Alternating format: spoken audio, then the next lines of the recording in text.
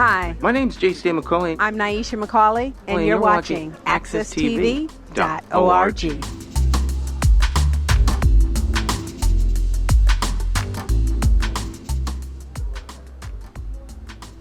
Ladies and gentlemen of the City of Hartford, members of the Council, the State Legislature, and the general community, welcome to this debate for the position of Mayor of the City of Hartford. This debate has been sponsored by the Hartford News, the San Juan Center, and the African American Alliance. This is ostensibly a debate that seeks to hear from the people of the City of Hartford, specifically the Black and Latino people. The candidates that we have before us today are Mr. Stan McCauley, who will clearly tell you some more about himself as we move along tonight. He represents the Republicans, or he is a Republican, let me put it that way. And we also have the former mayor, Mr. Eddie Perez, who I believe is a Democrat. And we have our Representative McGee, who I understand is in fact a Democrat. Obviously, we have an empty chair. Now, that empty chair should have been filled by the current mayor of the City of Hartford. My understanding is that that particular person objected to or had some difficulty with the moderator or the organizers. From my position, it speaks to a gross disrespect for the African and Latino community in the City of Hartford. And from my position, as I said to Ms. Pegues outside, I have been in this city for over 30 years, and quite frankly, I am of the opinion that we have a very mild African and Latino population who take too kindly to being disrespected. I will not express any other opinion other than that, given that I am moderating as well as participating in this panel tonight. The individuals sitting over to your right, I hope you can all see them, they are panelists, if you will, in that they are going to field questions to our representatives. And the format for the evening, and we have some time, at least we think we have some time until you all get going, is that each panelist will ask specific questions to each specific mayoral candidate who will answer. And we expect that the candidates will be taking notes because closer to the end, we're going to give them all an opportunity to speak overall to all of the questions that were fielded to them. And similarly, you as the audience will have an opportunity to pose questions to the panelists, okay? So we have sitting on the panel Mr. Fernando Betancourt, who is the Executive Director of the San Juan Center. We have Mr. Mike McGarry. Just hold your applause for a moment, please.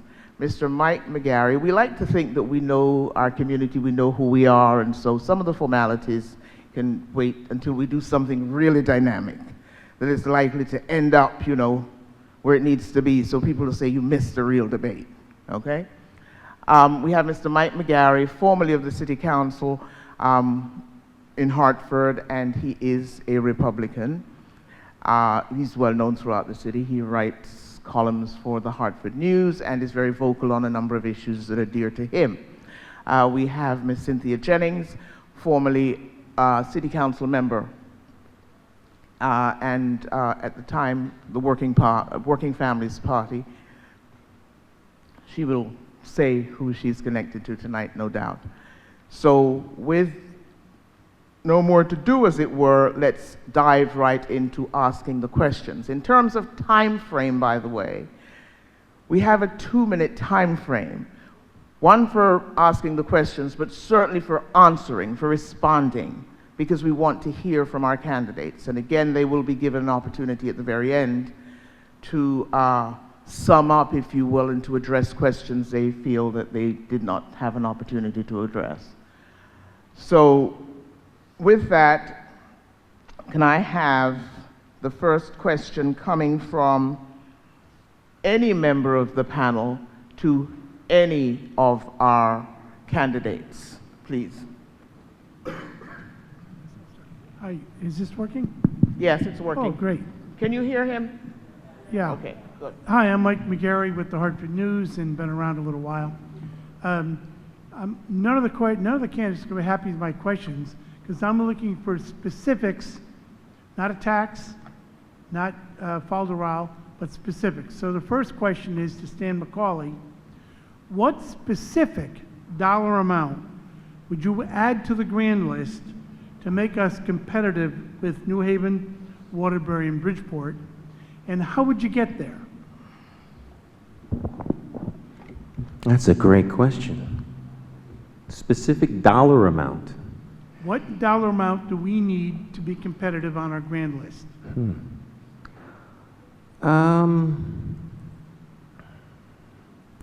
I could guess.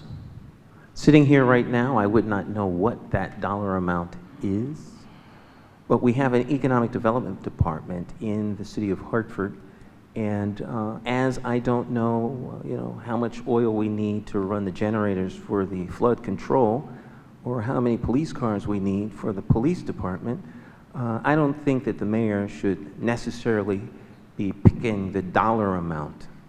I think this is something that we can most certainly do with our economic development department and with individuals who are expert at grand list development. I would imagine that it is in the, hundreds of millions of dollars that are necessary. We have a 74.29 mill rate, which is the highest in the state, and if we don't build the grand list, which is going to be exceedingly difficult if we don't get that tax mill rate down. So we can pick any number that is reasonable, unreasonable, or attainable. It won't really matter if we don't do something that's actually going to get businesses to move here and buy properties that are going to increase our grand list. Thank you, Mr. McCauley. Another panelist, please, either Ms. Jennings or Mr. Betancourt. Good evening, gentlemen, and the audience. Let me start with expressing my personal gratitude to all of you for your desire to serve.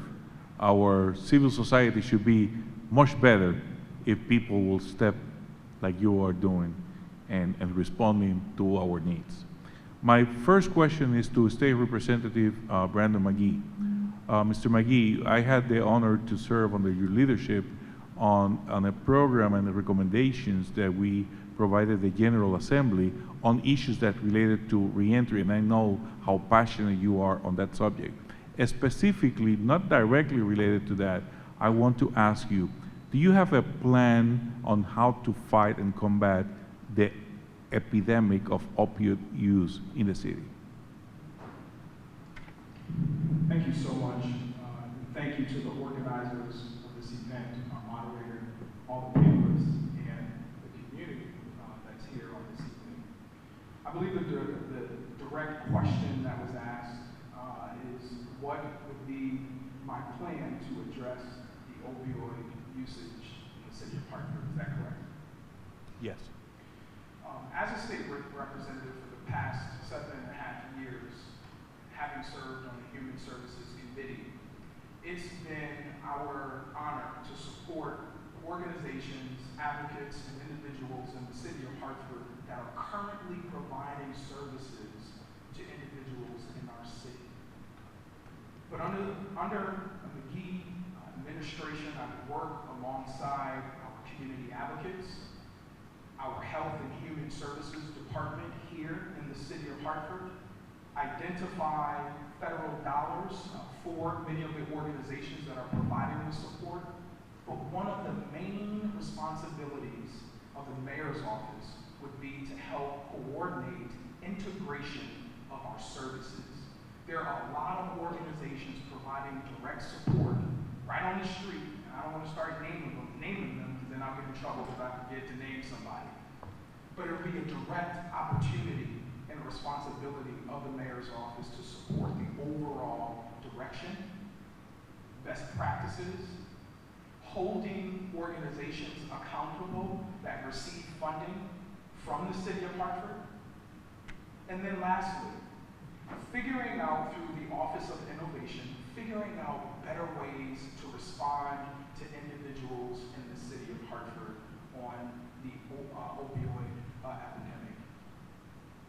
And there are so many other opportunities that we have with respect to education, providing opportunities for nonprofits to set up shops throughout the night. I mean, a lot of that is happening already, but also providing additional opportunities for folks in our neighborhoods. Because, quite frankly, there's a lot of people struggling and needing support with this particular epidemic we have in the city of Hartford. Thank you. Thank you, Mr. McGee. Cynthia Jennings? Okay. Thank you. I wanted to talk about the fact that the city of Hartford is in the throes of a state takeover.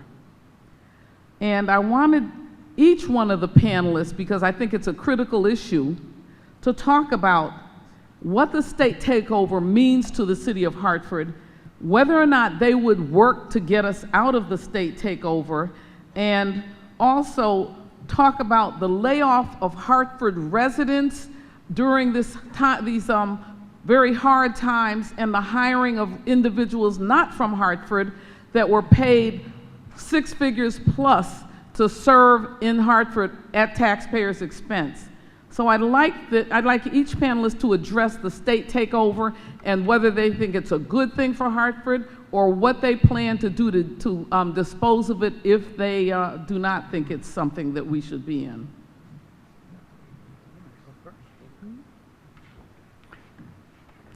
Well, thank you to the organizers of the forum. Thank you for all of you who have joined us. I think it's, I first have not convinced myself that the present trajectory that we were placed in by the current administration with the threat of bankruptcy and then the temporary solution of a state takeover, it's not something that I would have considered first. As you know, as mayor, one of the biggest challenges in the city of Hartford is always balancing the budget. And when you balance the budget, you have to be able to say no to a lot of good things and yes to the things that are necessary, essential, and the priority that you have in a plan. So I would never, and I think one of my immediate actions would be to begin the process of ending the state takeover. In order to end the state takeover, I think that we all have some facts that everybody has acknowledged, that the state of Connecticut, if the state had met its responsibilities under the state constitution and the unfunded mandates that they create for the city of Hartford and most municipalities across the state, that we wouldn't be in the situation that we are. And I don't know if the definition of bankruptcy was where we're at, but I know that every year I face a $50 million gap. And that gap was known 6 and 7 months before we had it. So it doesn't take a Rhodes Scholar to come into Hartford to tell you that we never have enough money to meet our needs. Can we hear from another panelist, another candidate? Sure. Just to provide some context, myself alongside the Hartford delegation, we did a lot of lobbying our colleagues to support identifying funds to close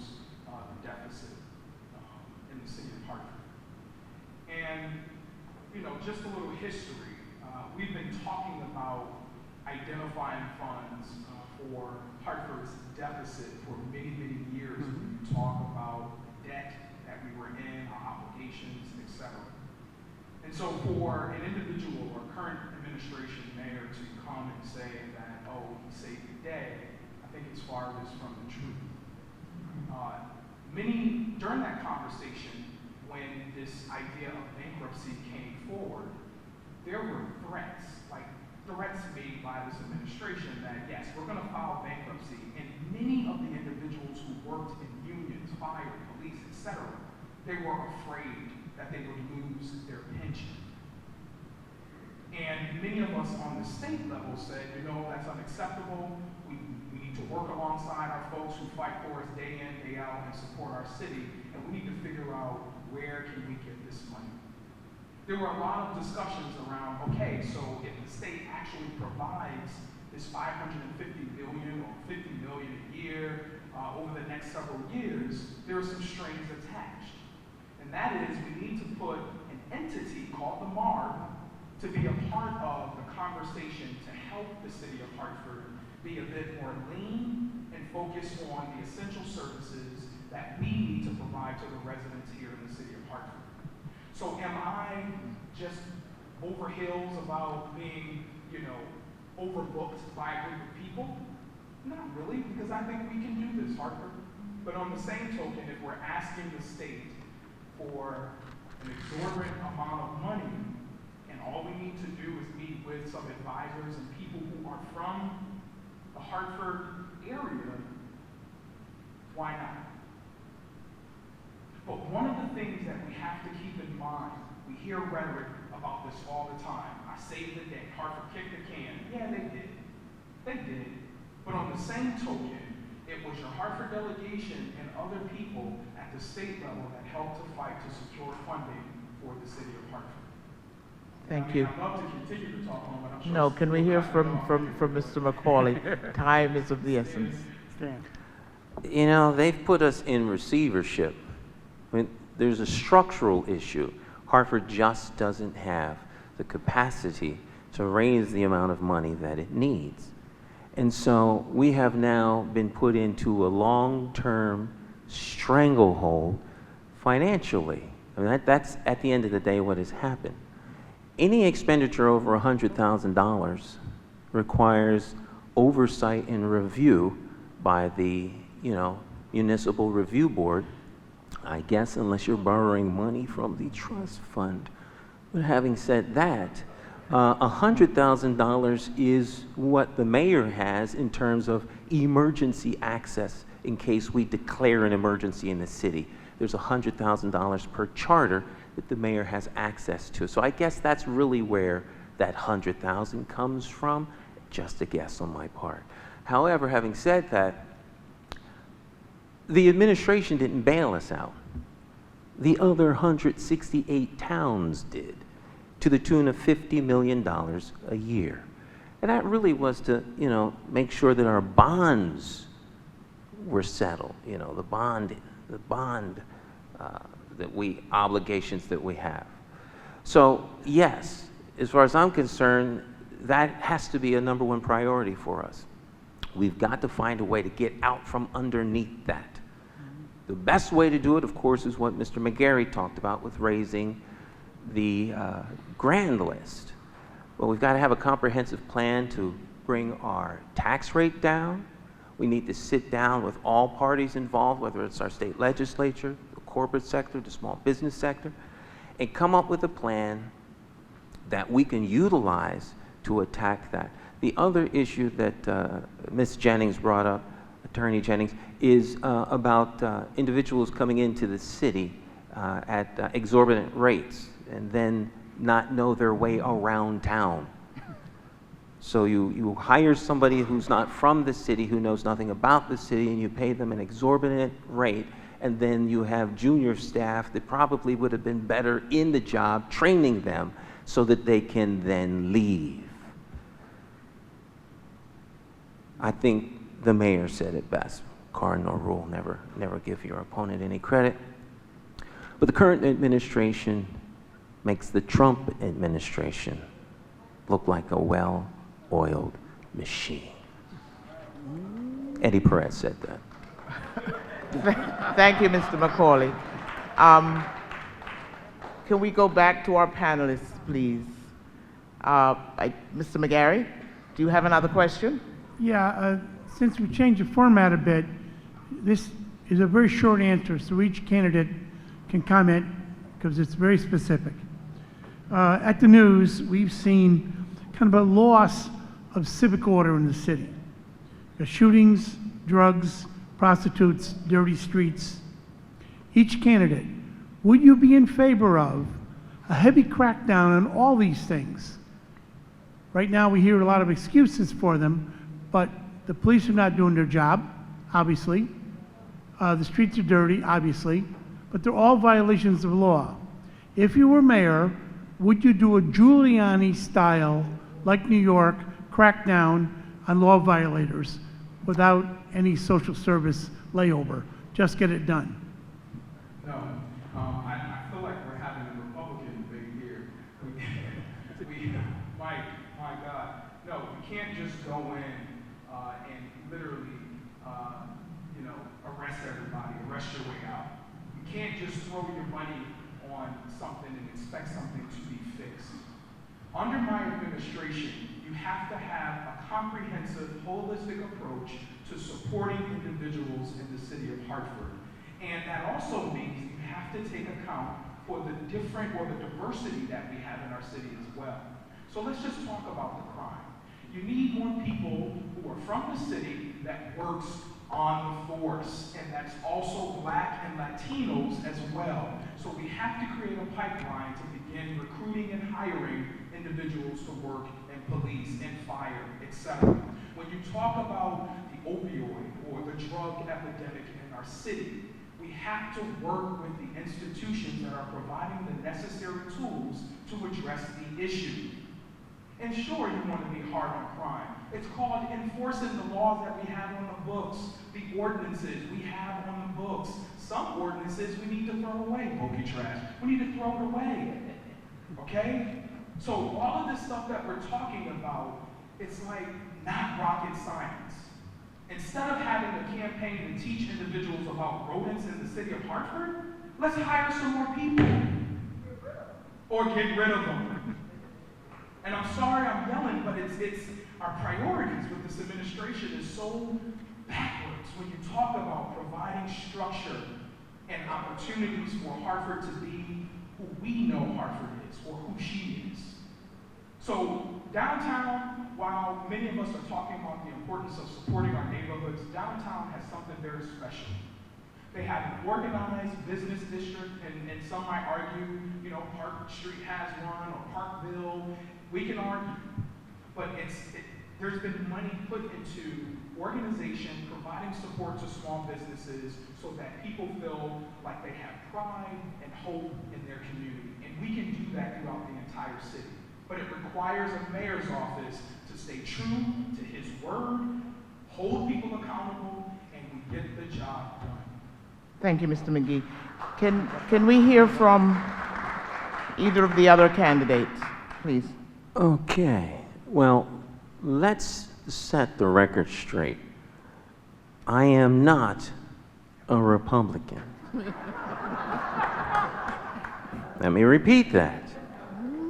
In 2007, I was a Republican, but many of you who can remember back that far, it hasn't been since 2008 in January that I was a Republican. I am a Democrat. Okay, there's only 2 Democrats that have been endorsed by political parties. I am one of them. I was cross-endorsed by the Republicans. The current Democrat that was endorsed has gotten a vote of no confidence from 6,000 people feeling that his endorsements should be challenged, and by his absence here tonight, I would tend to agree. Having said that,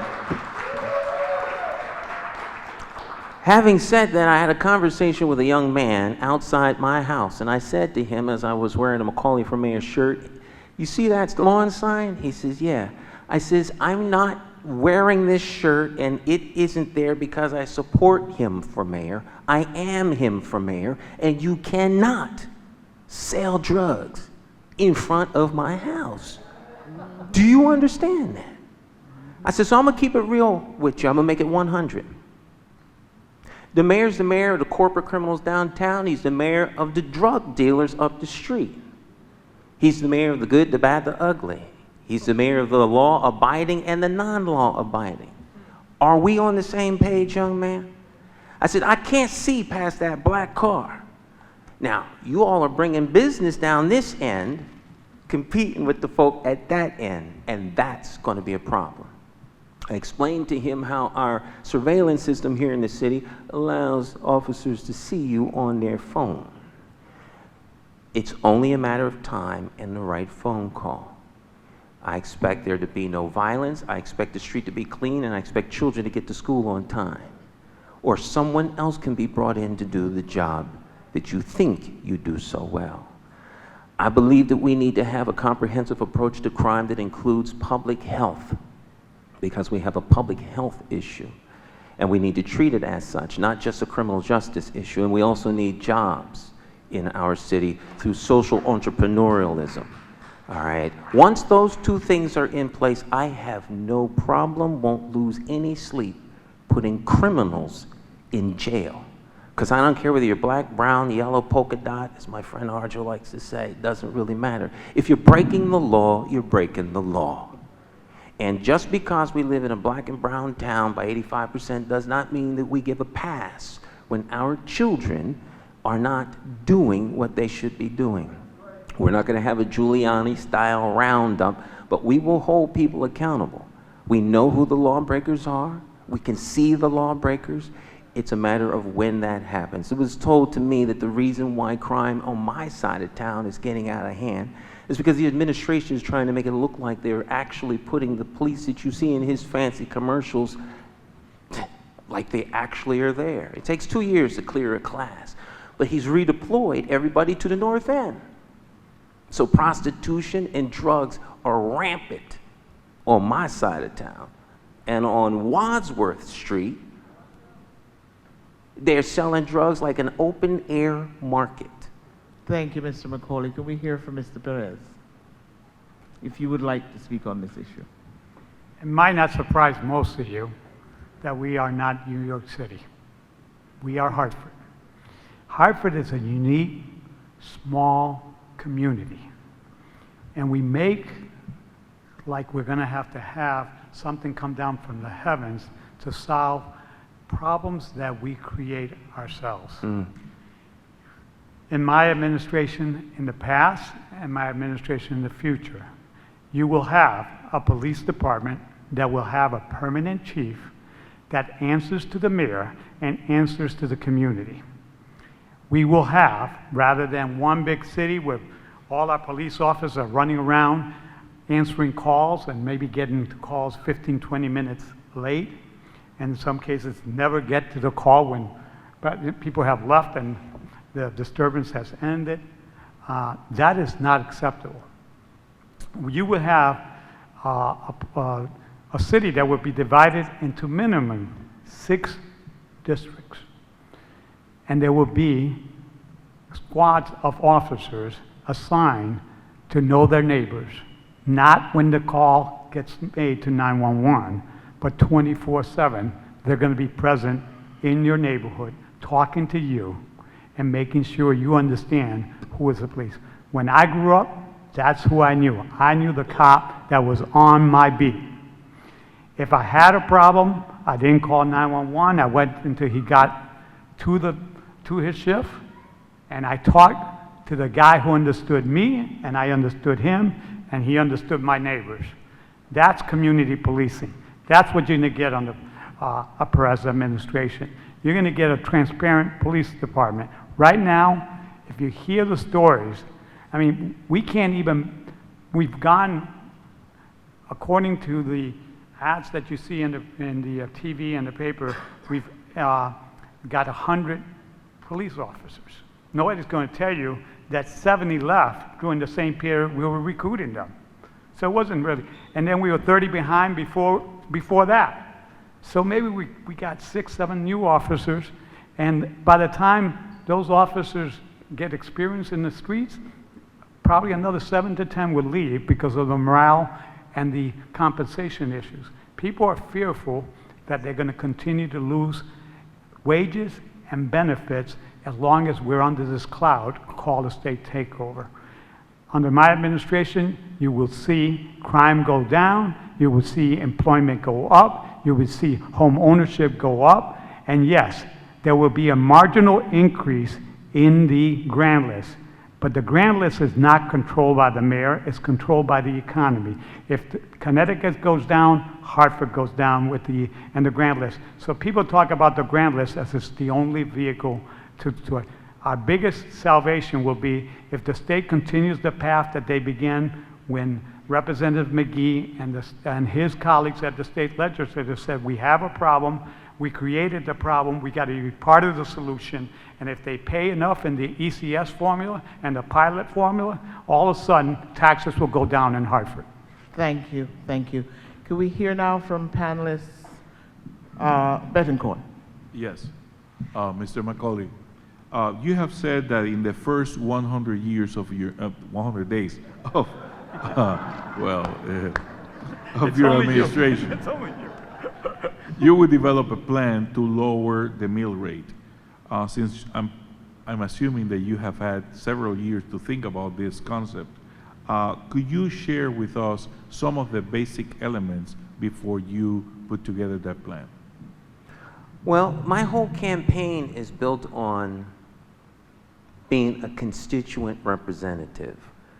By the grace of God, if you will, I've been privileged to take my video camera into every meeting and circumstance imaginable.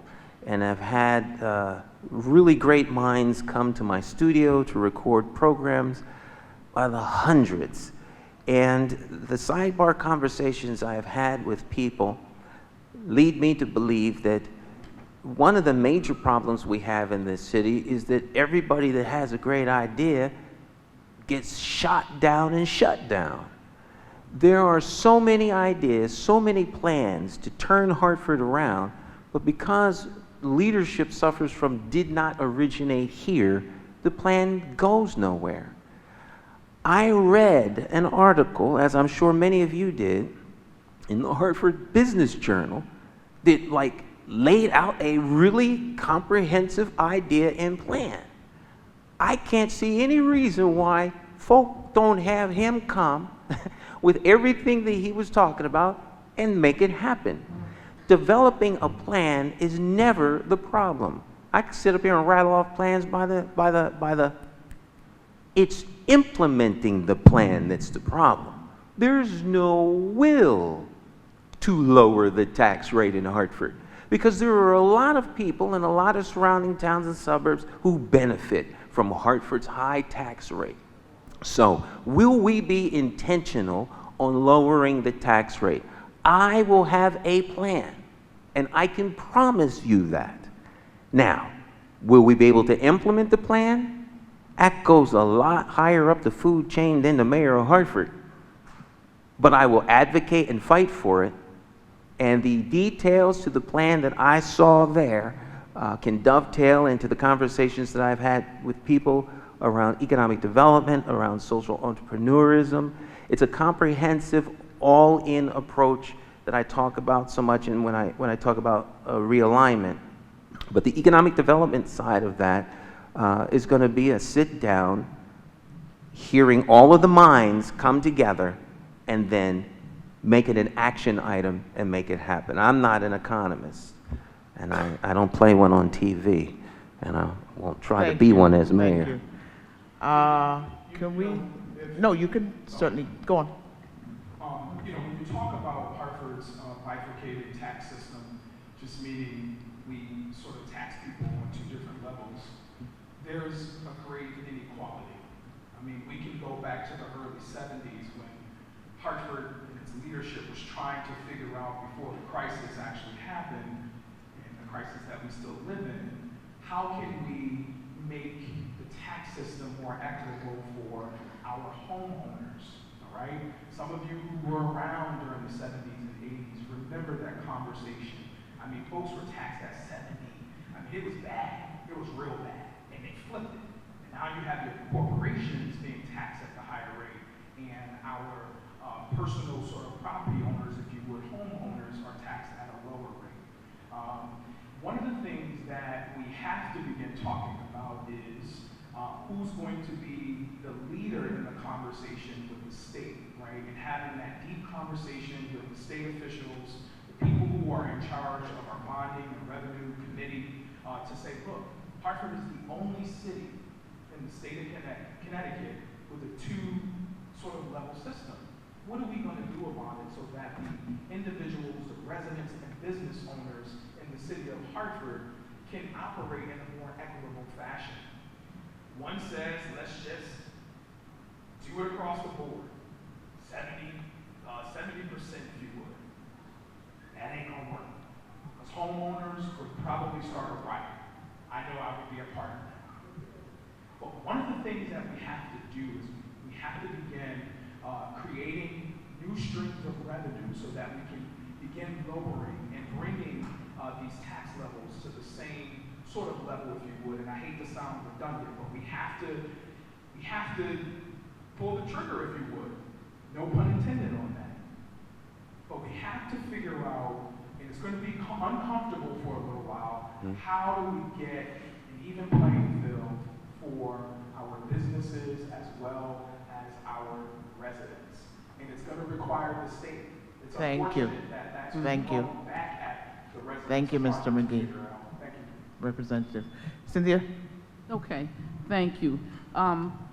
One of the questions that I had is that I need each panelist to tell me how Hartford residents can be, or Hartford can be so poor and on the brink of bankruptcy, but yet we spend $500,000 on new vehicles for the police administration, not cruisers, okay, while Hartford cruisers are being neglected and often falling into disrepair.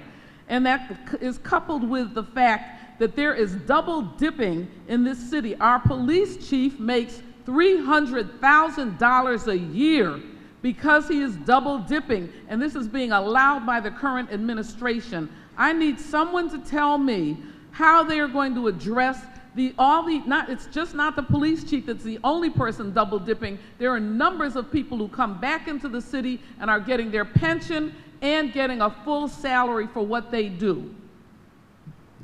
Before the panelists respond, could you explain how that double dipping works specifically so that the community have some sense of what's going on with the monies? Well, what is happening is people retire from their job. They retire maybe at $100,000 or $250,000 a year salary retirement. And then they come back to the city of Hartford and apply for like the police chief job, where now he's getting $300,000 a year. Plus now they've bought, 10 new vehicles, these big SUVs that are not practical to use as cruisers, but they profile in these SUVs, and they're costing us $1 million a year. So on top of you double dipping with your pay and your retirement, now you're costing us money because now you're getting custom cruisers, custom police cars to drive around in, as well as other benefits. We have to address the issues of, if we are going to be a city that has poor people who make about $30,000 a year on average, that we have to come up with a way to put our people to work in the police department, in the fire department, in the cities, and not keep talking about second chances where you don't even hire people who come out of prison to work for the city of Hartford. So we need to address those issues of double dipping and the injustices that it heaps on Hartford taxpayers who are paying the bill for this. Can we have, thank you. Can we have, do you want to hear from all of the candidates on this, or do you want to pinpoint it to a specific person? Briefly, I'd like to hear from all the candidates on what they're going to do with double dipping and what their commitment is to hiring Hartford residents. Okay. 60 seconds. I won't hire folks that have been retired. You retire, you retire. No sense in hiring you back. You want to stay here, don't retire. It's real simple. I'll use my key phrase, intentional. What do you intend to do? Is there such a thing as expertise that is required? If there's expertise that's required, then you don't hire the people who just quit. They're not like the only person of the 5 billion on the planet with that skill set. This is government. We're not inventing transparent aluminum. There's no job there that folk can't learn how to do. Any job, any director of a department has deputies at least 3 deep who can do their job. Thank you. Representative McGee or Mayor Perez? Okay, it's fine. It's two questions, right? What about what you're going to do with the Hartford employment? The double dipping is not something that I would practice. I didn't practice that because as it's been said, there's plenty of people who are available. Now, there are cases where you want to bring back a person that may have a unique skill set. I can't think of one, but there might be that opportunity. So the double dipping is not a necessary vehicle for solving the leadership problems in all of the departments in the city of Hartford. Most of the time that's done is when you have a unique situation, but it's not generally bringing back somebody who left in the department that they were at. On the question of Hartford, I think Representative McGee sort of touched on the topic. I don't know if most of the audience knows and most of the residents know that because of the measures that have been taken in order to reduce the expenses on the pension and costs of employees, Hartford, for a while, if not for a long time, will not be competitive with other communities in terms of the compensation we pay police and fire. Surrounding communities are paying more, so we're going to be training folks. They're going to be working for 2 or 3 years in Hartford, and they're going to leave. The other question is, how many of the talent pool will we lose because we're not competitive? So that's a big problem. The solution to that is to train and hire more people from Hartford beginning in the 7th and 6th grade and get them motivated so by the time they graduate, they're our workforce. And if you do that time and time again, there are 500-600 people going to graduate from a school, and if most of those people were considering becoming fire and police officers and working at public works and have the opportunity to stay, we would radically, and we give them preferences and we train them so they pass. We don't reduce the requirements, but we help them get those jobs. That will do wonders for all our neighborhoods. Thank you. Representative McGee. Double dipping is unacceptable. We know that. So my administration will be full transparency, integrity at City Hall. But I'm reminded of a conversation I had with the Department of Public Works. Some of, I believe, the most important individuals in our city when you begin talking about the quality of life. And I've heard from these individuals. Mind you, my grandfather served in the sanitation department of DPW for over 30 years, grandmother social worker over 30 years here in Hartford. And the major complaint that they shared with me was, Brandon, I've been here for 20 plus years working in this city and never had an opportunity to move up.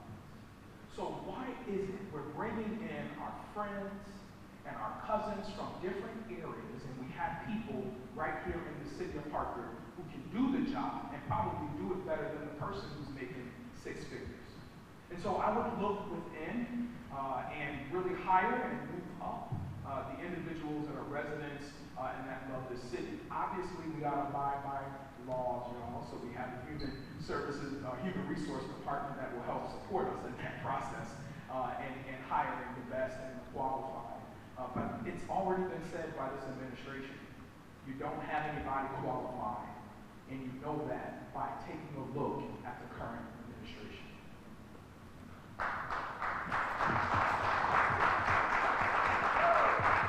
Thank you. Thank you very much. Question number 3 to our panelist, Mr. McGarry. Yes, State Senator Brandon, at the horrible sounding Republican that I am, I have a tough question. I'd like some specific answers and not beat around the bush. All 3 candidates should answer this. Obviously, we're going to have flat revenues next year and increasing costs. Some departments got to go up and some departments got to go down. You're mayor, where would your emphasis be on which departments? Obviously, we're not going to have any more revenues. We're going to have higher expenses. Where would you cut and where would you add specific departments? I'm sorry, your mouth is literally on the mic and it's muffled. So if you can repeat your question. I'm sorry, I'll say it carefully. Specific answers. No more dancing around the bush from any of you candidates. Next year, we're going to have flat revenues for sure, maybe a decrease. We have increased costs, no question about it. Some departments will have to go up, some departments will have to go down. All of you have governmental experience or watch it for a long time. Which departments would you increase and which departments would you decrease in next year's budget? I'll go first since you called the senator, but I'm a state rep. You know, Mike, that's a really hard question, and it's an easier question to answer. I'm not privy to all of the information that this administration is privy to. There are a lot of questions we've asked within each of its departments to see what's going on and the spending, and a lot of discussion with this administration.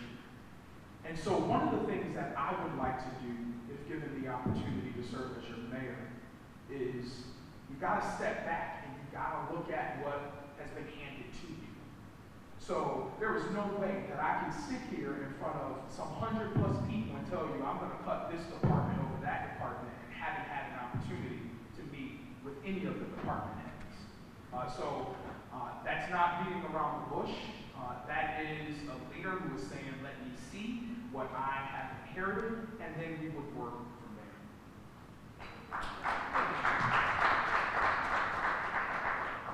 there. It is extremely difficult to look into the crystal ball of what's going on without having some data. And, you know, I am going to trust the people who I bring on board to run departments to go through them. I do know this. I can't imagine that there's anything left to cut. I mean, we're going to be dangerously understaffed in critical areas. I've had the opportunity to go to schools and do, cover the Board of Education meetings, and I always talk to the custodial staff. I ask them, so how many people you got on board? What's the in theory, minimum staff here? And they're nowhere near it. So, one day someone's going to get killed operating something or working on something by themselves. We're going to have public works people who are running to the edge. There's a reason you work 40 hours. You're working overtime. Someone's going to get sloppy and get their foot cut off doing some lawn thing or be negligent and picking something up and it gets thrown out. We have to be very, very careful in what we cut.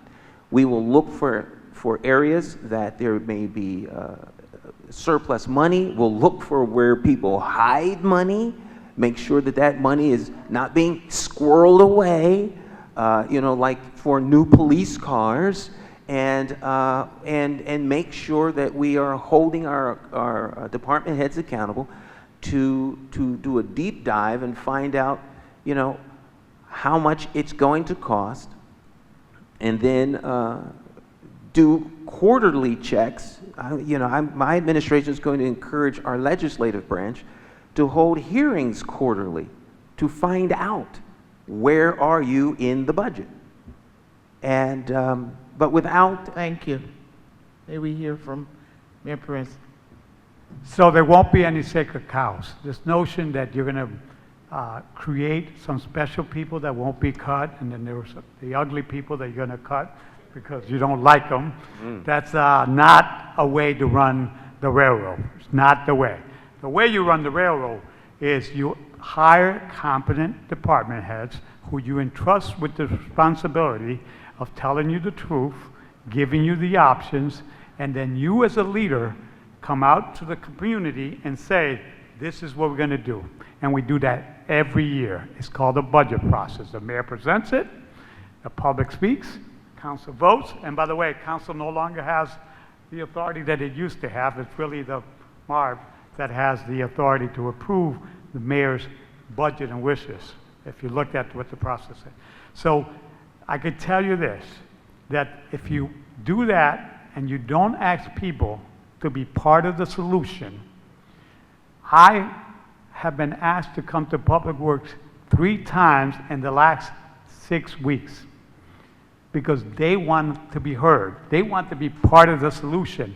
But if they do something, they want to be rewarded for their good work. And that's what public service is about.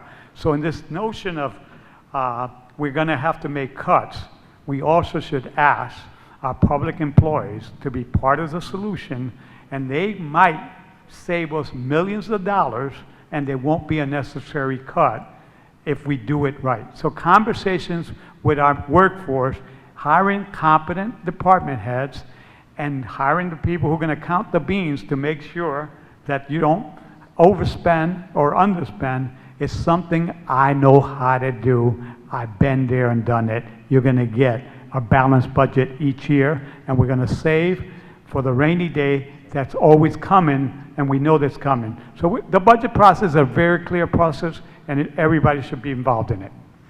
Thank you. Can we hear from Mr. Betancourt, please?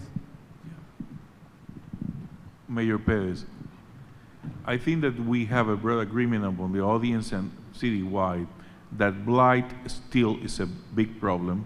Trash is all over the city. I'm going to do like Mike McGarry. Could you be specific about what plan you implement to improve that condition? Thank you. Before you answer that question, Mayor Perez, just to the audience, please be getting your questions together because fairly soon we're going to open the floor for your questions. Okay, you can come up to the mic and ask your questions of the various candidates. Thank you. You may respond. I would get rid of the bulky waste mess that we've gotten ourselves into, admit that it doesn't work, admit that Hartford is unique on how we keep our streets clean and safe, and we start doing that. So the Public Works Department has to be a priority in order to be able to pick up the trash, pick up the bulky waste, and dispose of it accordingly. And that's something that's probably job one. Second thing is you got to start dealing with the potholes. If every house that I go to, potholes are more important than taxes and jobs, and it should not be that way. It should be the other way. That jobs and taxes should be probably the one and two issues in our community, because they are. In terms of the blight, I don't know how many folks remember that we used to have a project in Hartford called the Maverick Corporation. And the Maverick Corporation used the human talent of folks who had been in prison to come out and fix porches, clean up yards, work on auto mechanics, do all the things that are so basic that we've forgotten to support. So one of the things I would do is target properties in the neighborhood, rehab them and resell them, and use the unemployed folks, residents of our city, to do that work. It's not magic work. My brothers do it every day. They rehab houses, and they're not electricians and they're not carpenters. They're just basic labor. It's a lot of work to do. So rather than set up all these programs where we end up spending $200,000 or $300,000 to rehab a 3-family house, and then we have to subsidize the buyer, what we should do is subsidize the labor and let those laborers buy some of those houses. Thank you. Cynthia? You sure can, but just hold a moment before you do that. I'm asking Cynthia to ask her question, because after her question, we're going to allow you as candidates to respond to any of the questions that you choose to. All right, I'm conscious of the fact that the audience are probably wanting to ask some questions. All right, thank you very much. One of the things that I think is important is that we have a former governor who's from Greenwich. We have a current governor that's from Greenwich, and we have our current mayor that's from Greenwich. And we have over half the state of Connecticut dumping garbage in Hartford. It has created a huge rat problem, and we are sick of this type of a situation. They burn the garbage, and Black and Latino children and seniors get asthma because of the incineration of garbage in our city. Yet our current administration has not chosen to oppose having a new trash plant being built in Hartford. My question is, what is your position in terms of getting rid of the garbage in this city and making sure that our city is a safe place environmentally for our children and our seniors to live in? Cynthia, thank you so much for the question and your work in civil rights on this particular inequality, and I believe that this is a civil rights issue right here in the city of Hartford. When you talk about Hartford being a regional sort of dump for everybody to bring their trash in exchange for money to close a deficit, I definitely would take a hard look, first of all, opposing that building of a new trash incinerator or whatever the name is, but making sure that our city and its residents understand what's actually taking place. This move, they were moving quick on this and trying to develop this trash incinerator or trash landfill, if you would, in communities where you all live, all right? And I made mention earlier, I had a little comment about instead of having a commercial or an informational campaign on how to reduce rodents, let's hire more people so that people can enforce some of these ordinances we have on the books. Hire more people to be a part of DPW so that we can get more trash off the streets. So there are so many things that we can do to support and protect the environment where many of our people are. I mean, I love trees, okay? I'm also a vegan, so y'all tree lovers, forestry, don't kill me when I say this. But I'm not certain we need to put more money into the forestry committee and we have folks dying from lead and asthma, okay? We need to really provide monies and opportunities for homeowners to address the environments that we live in this city. And the blighted question, since I'm already talking, one of the things that I did as a state rep is I put forth a land registry bill. The bill is very simple. It would require the slum landlord of many of these properties in the city to register their name and their banking account information so that when it's time for us to fine them, not F-I-N-D, but F-I-N-E, we get the money. Right now, there have been shell companies that have been created where many of these slum landlords have been able to hide. We have a lot of properties that are owned by people who don't live in this city, and they create all this trash and havoc that we're talking about right now. So I would definitely enforce that on the local level, but partner up with our private and public partnerships, whether it be the foundation, to figure out how we can holistically address many of the issues we've been talking about on this evening. Representative McGee, just a moment. Representative McGee, if you wish to rebut or speak to any of the responses given by your colleagues, feel free to do so now, because I'm going to ask them both to take their 5 minutes. Thank you. So we can open the floor, Yes. okay? And hold a moment, and certainly the panelists, you can continue to ask questions along with the public as we open the floor, okay? So Representative This McGee. isn't a closing statement because we still have people to ask questions. No, it's not a closing statement. It's merely if you would like to rebut anything that your colleagues have said. After all, they are your competition. Absolutely. You need to distinguish yourself, I would think. And so, no, it's not a closing statement, okay? Thank you. You know, you've heard a lot on this evening. and I'm sure you'll hear more. My dear friend, current or former mayor, I should say, has had his opportunity to serve this city. Stan McCauley, you're a dear friend, but you've had your opportunities on numerous occasions, and I respect you for your run as well. But I gotta tell you, we have to move our city in a different direction and avoid a lot of the rhetoric that we hear on a continuous basis. We want one Hartford moving forward together, but not forgetting about the challenges that each and every one of our neighborhoods that make up Hartford are faced with. So we have to get down and dirty. We got to talk about our housing stock. We have to talk about the not so many opportunities formerly incarcerated individuals have when they return home. We talk about our small businesses, but do we really talk about the needs of our small businesses that make up Albany Avenue, Park Street, Weathersfield Avenue, you name it? Do we talk about it? And do we provide opportunities directly from the mayor's office that can help to support the overall expansion of our neighborhoods? Not forgetting about our downtown, because we need a thriving downtown. But there's more that we have to do in our neighborhoods, and under a McGee administration, it will include you and those folks who are interested in moving in our city. But we gotta focus on those three: housing, formerly incarcerated, obviously our seniors, homeowners, and our education system. Thank you. Representative, okay, Stan, yes, go ahead.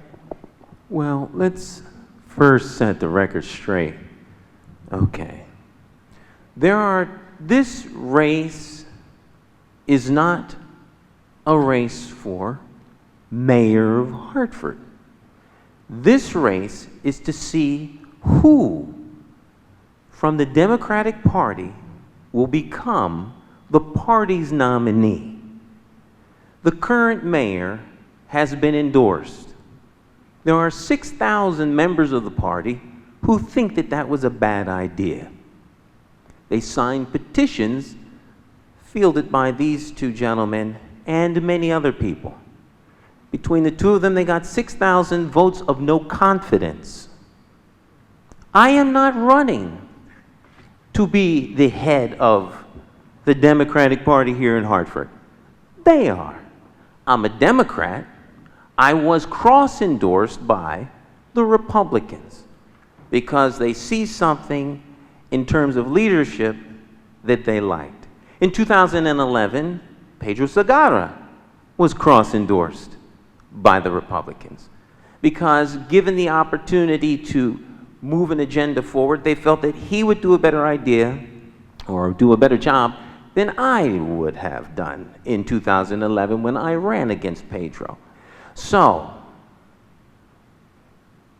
you all have to decide who will represent the party next Tuesday so that that person can run against me. And me. I am not a petitioning candidate. I am not a Republican.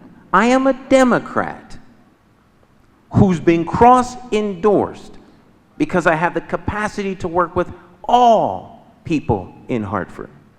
Black, white, Jewish, Muslim, gay, straight, Christian, doesn't matter. You're a constituent.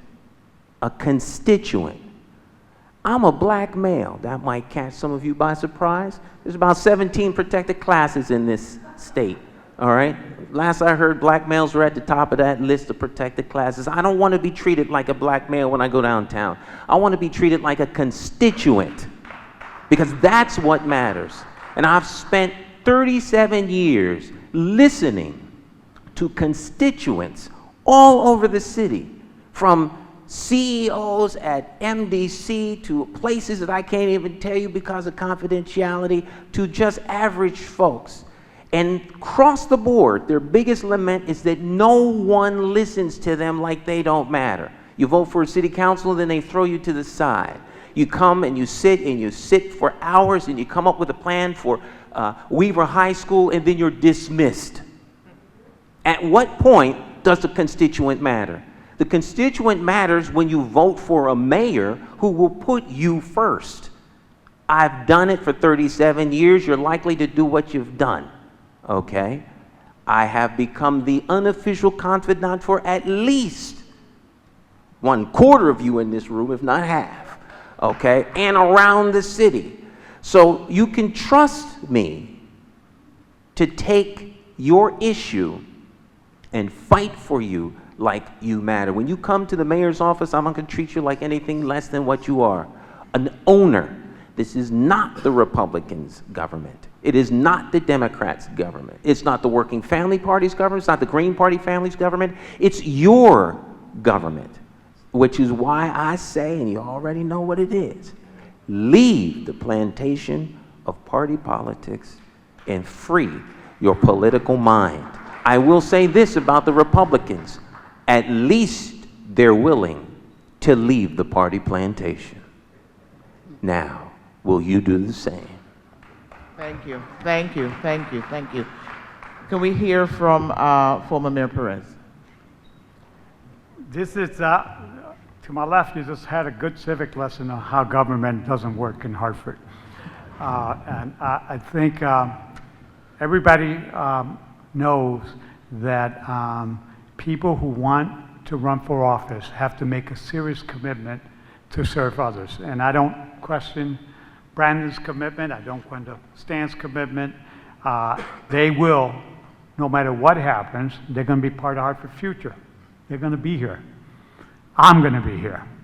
And what I think we have a choice on Tuesday is to say no to the current trajectory that Hartford's in, which is a trajectory of most of the residents not understanding that somebody came up with a plan, that if there is a plan, that they're not part of the plan, and that they're not sure, if they're not part of the plan, how is the plan going to benefit them? And that's really why the three of us feel that our neighborhoods, that our people are being neglected, whether you're in the schools, whether you're a small business, whether you're an elderly person, a homeowner, any class. I don't care where you go and which neighborhood, you're going to hear, I don't know what they're doing and who they're doing it for, and I feel like they're doing less. The question of the city's budget is how to divide up the city resources to benefit all of the people in the city. I know how to do that. Stan said 37 years. I got 45. 45 years of service to this city. And God willing, I probably will serve 10, 15, 20 more years. I don't sit in the back of the room wondering what I should do. I stand up and fight for what I believe.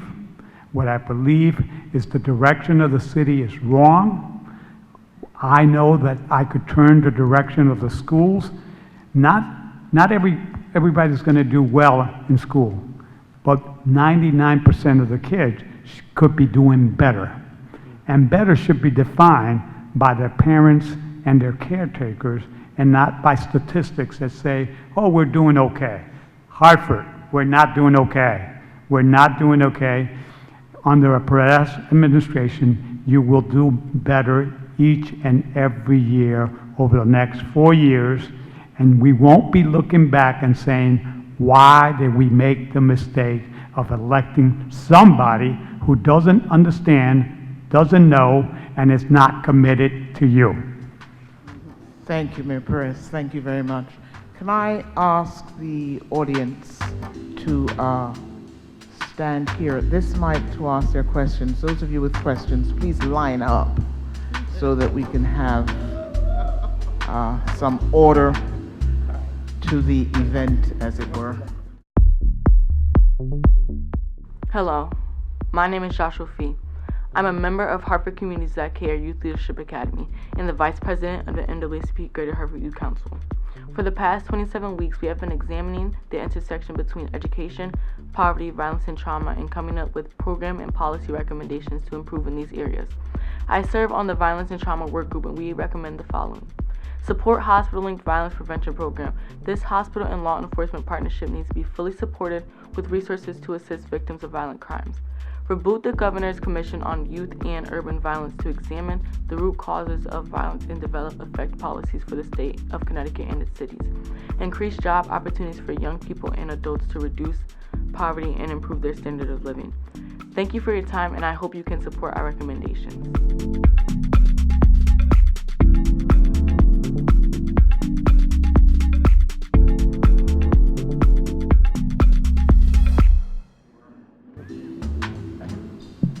Be specific. Direct your question to the person you would like to respond. Say your name, please, and which district you live in. That would help, I'm sure. My name is Bill Katz, and I live in Southwest. I had another question, but I'll table it for now. You spoke briefly about the opioid crisis that we have, both in Hartford and across the country. And I know this is not a solution that Hartford can pursue, but it certainly could be advocated. Because of the synthetic heroin that's flowing into this country, so 100 times more powerful than heroin that it's being mixed with, and it's causing an epidemic of deaths, which is not going to diminish and go away. It's just simply not. The profits are just too great for this to end. Would you ever consider, and I would like to ask all three of you, to at least advocate for decriminalizing heroin and making it available in methadone clinics, because we know that people that are addicted spend their lifetimes going through programs, coming back out, getting re-addicted, and because of the crisis that we have today, the death rate is so much more than it ever was. Bill, thank you. We've got the point. Thank you very much. I'm going to take 3 questions at a time, okay? So just be mindful. Next person. Hi, Bill Hostley. I'll just keep this quick. Education is like the biggest chunk of the city's budget. What is your position on school choice and charters, and what would you do to make the educational buck go farther? Thank you for that.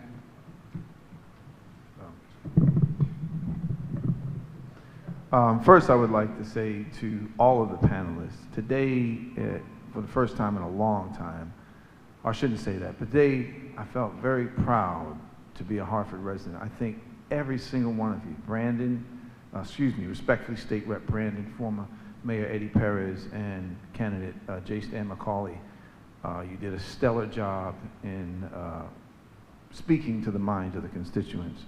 My question, and I think they all 3 of them deserve, because they're all from Hartford.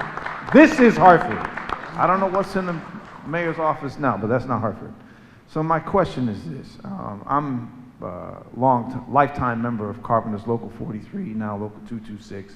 I've worked on just about every building in the city of Hartford. As it goes to Hartford contractors, the way the bidding process is structured, the way the bond process is structured,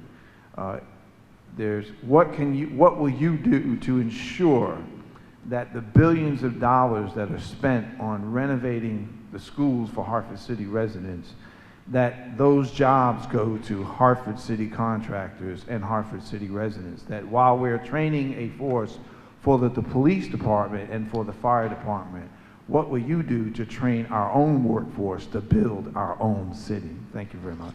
Thank you. So that we don't have the debacle that we did at the stadium. Thank you. Okay, panelists, just take it down the line. Whoever would like to go first. No, start this way, or we go this way?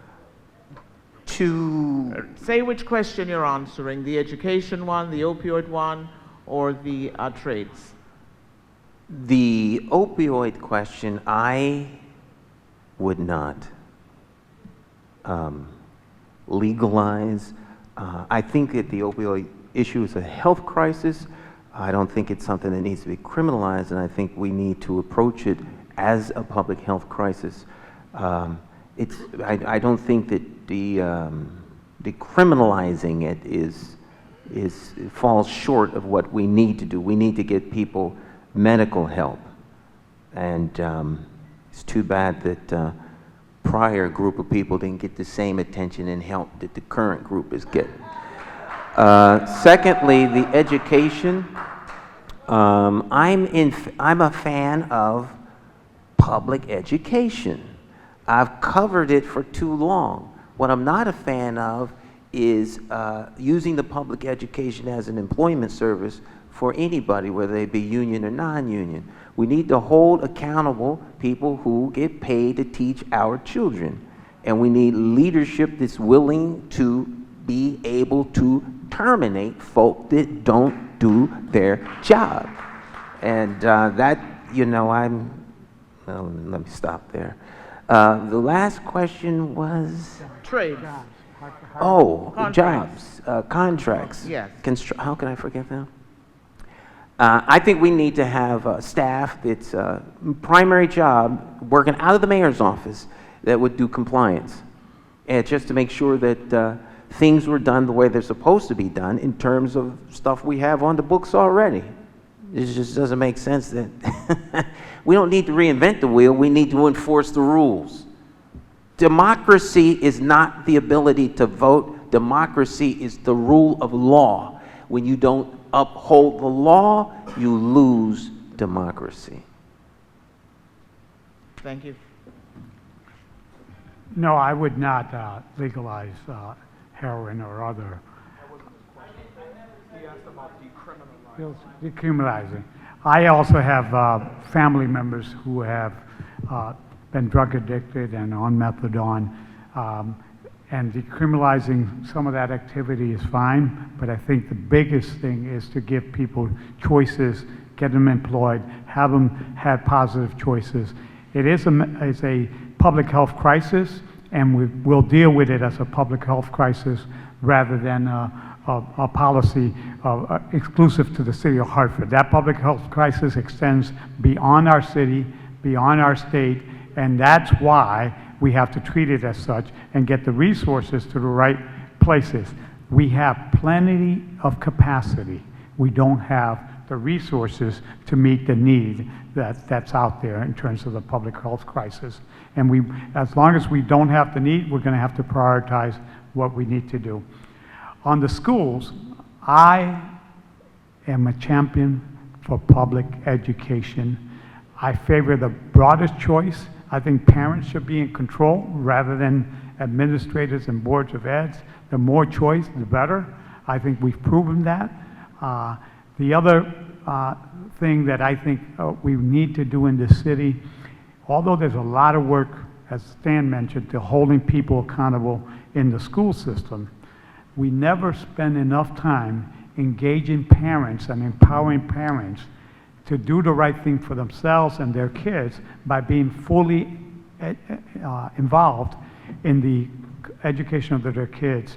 And we have too many parents that give up on the young children only because we're not spending the time. In the Perez administration, although I work hard on making sure that the school administration is doing its job and maybe consider changing some of the things we already do, under the Perez administration, we'll spend a lot more time connecting the bedrooms, dining rooms, and kitchens into what the work of the classroom. With that, I think every neighborhood should have a village center that empowers parents to make sure that they're managing the education of their kids. On the school contracting and contracting in general, the first thing is you do have to have enforcement. And if you don't have enforcement, I don't care which system you have, people are not going to follow the rules and people are going to get around the requirements. Second is we need to increase the requirements. We have accepted that we are 15% of something. We're 50 to 100% of everything here in the city of Hartford.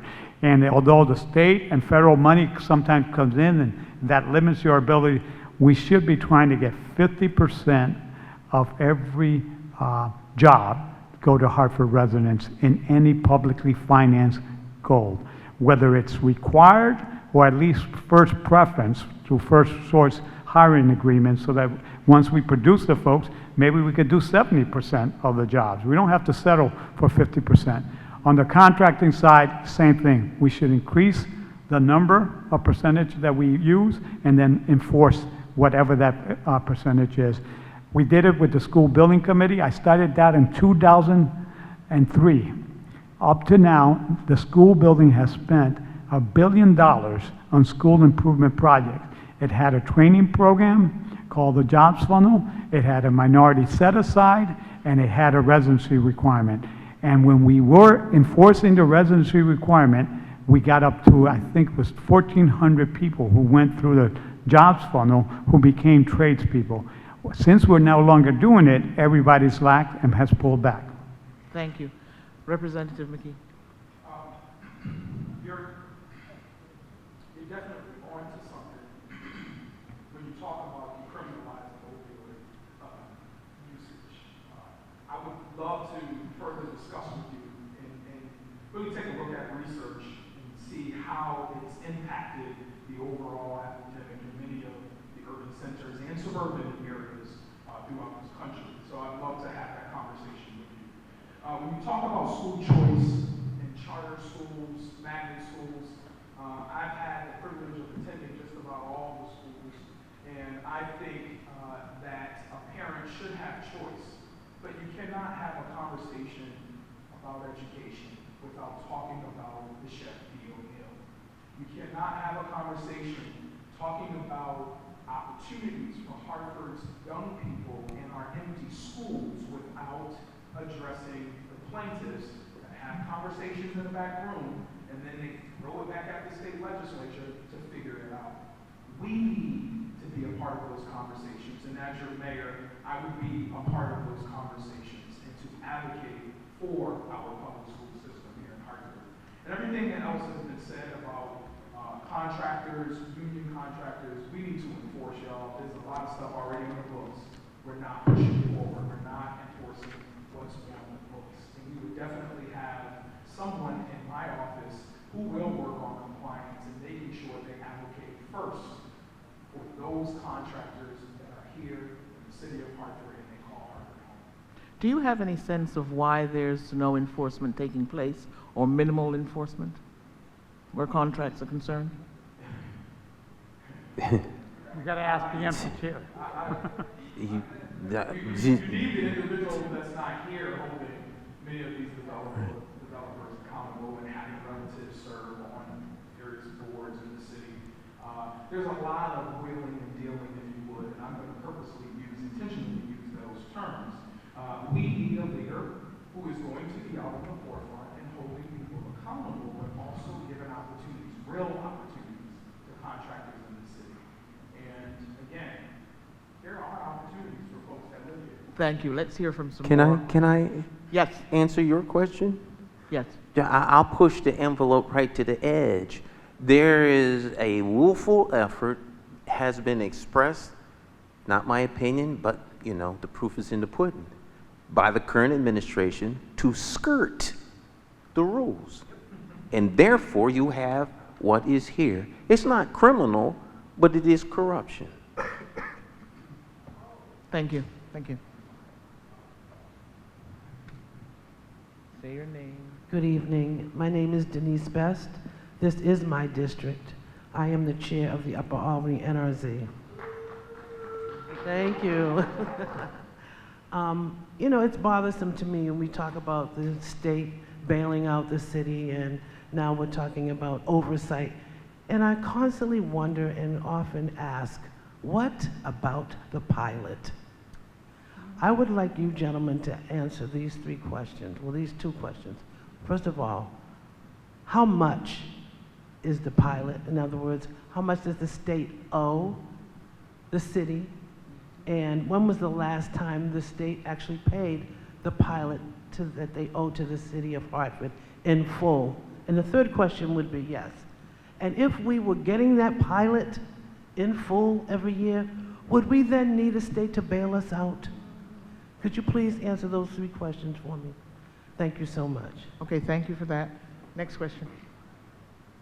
How you doing? My name is Javon Watson, and I know education was brought up, but my question is directly for in regards to the lack of, how would you approach the lack of success for students of color and the lack of representation in the curriculum for students of color, as well as the lack of funding given to the schools of color as well? How would you approach that if you are mayor? Okay, thank you. Next person. Hi, I'm Ann Goshigi, and I live in the 4th District. The City Hall currently is a house of dysfunction in many, many, many ways. One of the dysfunctions, and what is really harming the city and the residents, is the turnover in directorships and appointed positions. I believe the mayor has the ability and duty to appoint about 16 different directors. During this administration, I won't say it's at Trump level, but it's knocking on the door. It's very close. In many of those areas, there have been 4 directors, 3 directors, lots and lots of them with 2 directors. It's a revolving door. Interims have been put in place and have been allowed to stay as interims long beyond the limit that is allowed for that. So when you are mayor, and this is for all 3 of you, what would you do to ensure that your appointees are the right people for the job and will commit to staying with your administration? What will you do to be sure of that beforehand? And will you, to say that a mayor can control everything is wrong. It relies on choosing good people to be in your administration. And people that don't need to be micromanaged. How would you ensure that your department heads would be in it for the long haul? Thank you very much. Thank you. Can we have you respond? Any of you can go first. I'm just wondering when somebody can bring us some water here at choking. Yes, we are. I'll start off. There was Let's see if we can't help you out. 80% of the dollars, I think Denise was talking about. The pilot. Or pilot, I'm sorry. Payment in lieu of taxes. Yep. Payment in lieu of taxes. The pilot hasn't been funded in probably 30 or more years, fully funded. Okay, and that's not just Hartford only. Many municipalities, when you talk about the state reimbursement municipalities for non-taxable property, we've not received 100%. And yes, if we had received 100% of the pilot, I'm not certain that Hartford would be in a predicament that we're in right now. However, we are a city with many challenges when you talk about the bifurcated tax system, you talk about the health services needed in our city, poverty, and the list can go on, and it drives up the cost. So I hope that answers your question. I think the second question was the lack of success by the young man who came and talked about representation in our classroom. You know, one of the things that, as chair of the Black and Puerto Rican Caucus, I've had an opportunity to support minority teacher recruitment efforts. And I remember as a young boy going to Amy Fisher, many of the teachers looked like the hosts in my community. But there were systems put in place to recruit them to come and be a part of the Hartford public school system. Those efforts would still be in place, but I would be a bit more intentional about recruitment and utilizing the state laws that we have on the books. And then when you begin talking about just curriculum development, we passed a piece of legislation that would include African American studies in our curriculum.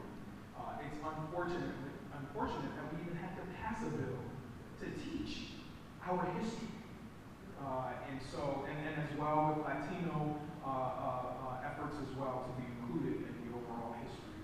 So there's a lot of work to be done in Hartford public school system. talk about representation of male teachers in particular. So I would definitely work on that. And I think the turnover rate, one of the things, thank you. Oh man, thank you so much. The turnover rate, I always think about when I'm looking to hire someone, is a person who has passion and commitment, to the city, support the vision, the experience, or the resume. But the other thing that lingers is the residency piece. You gotta live in Hartford. You gotta move to Hartford. And under this administration, they're acquiring people that don't live in the city of Hartford. And we could talk about that a little bit more, but I think the questions were very, very clear. Okay, thank you. On the issue of pilot, and we sometimes get distracted, Hartford. We think that there's only one thing we should do. We ask the state to do that one thing, and then we find out that that doesn't go far enough.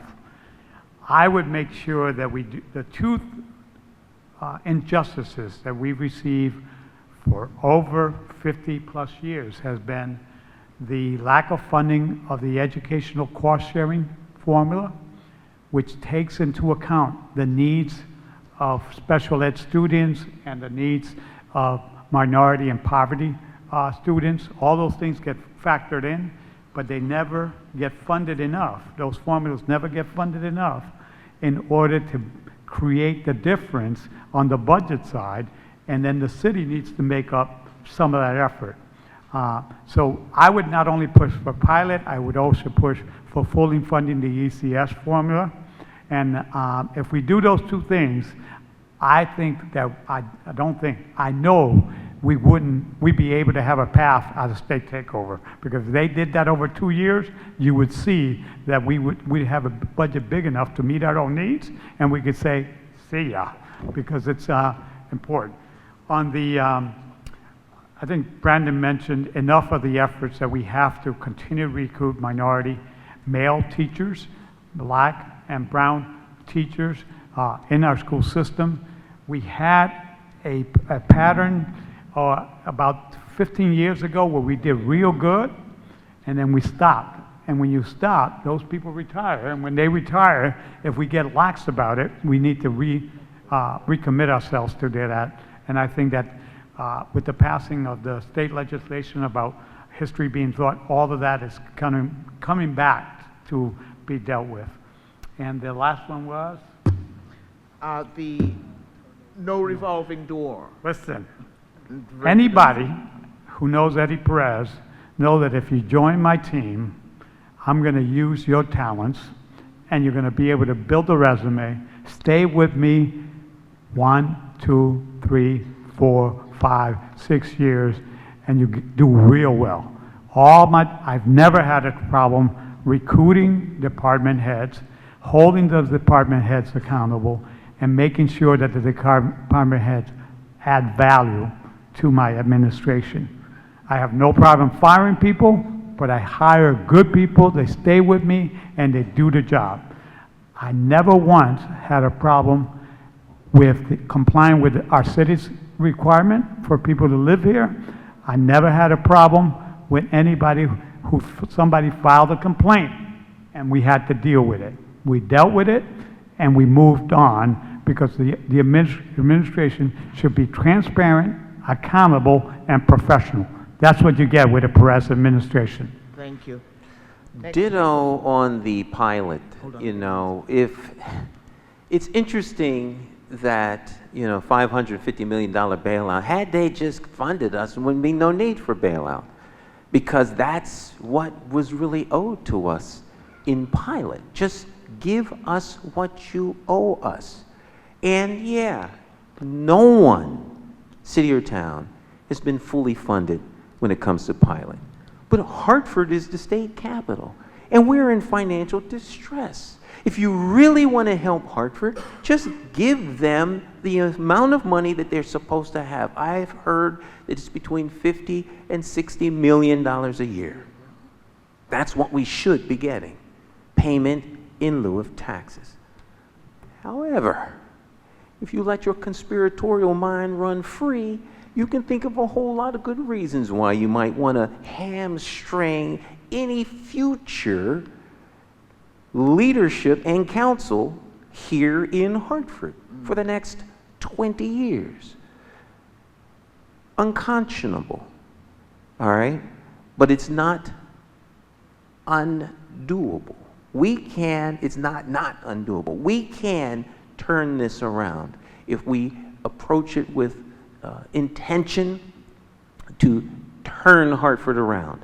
And I believe wholeheartedly that that is something that we can do. On the issue of retaining staff, I mean, you know, maybe they've lost the succinctness with the fearless leader and don't want to be here no more. You know, if you can't keep people, that doesn't, you know, it doesn't speak to the staff, it speaks to the leadership. It speaks to the leader. If, and you can quote me, if he was on a battlefield, it would be friendly fire.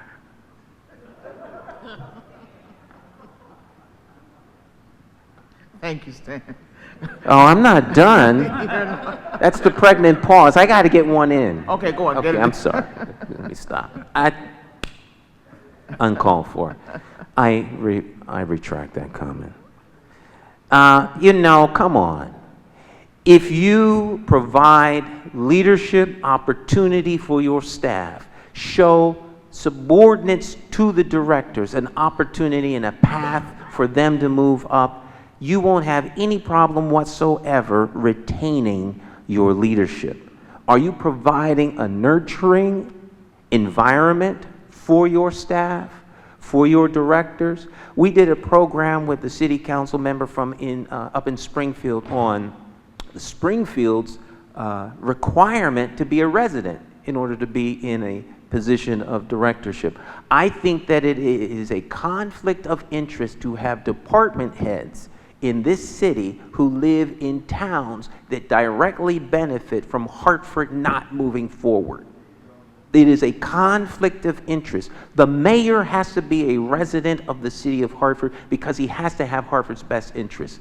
The staff is an extension of me if I become the next mayor or when I become the next mayor. The staff will be an extension of me. Their job is to do what I, by myself, cannot do. They will be required to live in the city of Hartford or they won't work for me.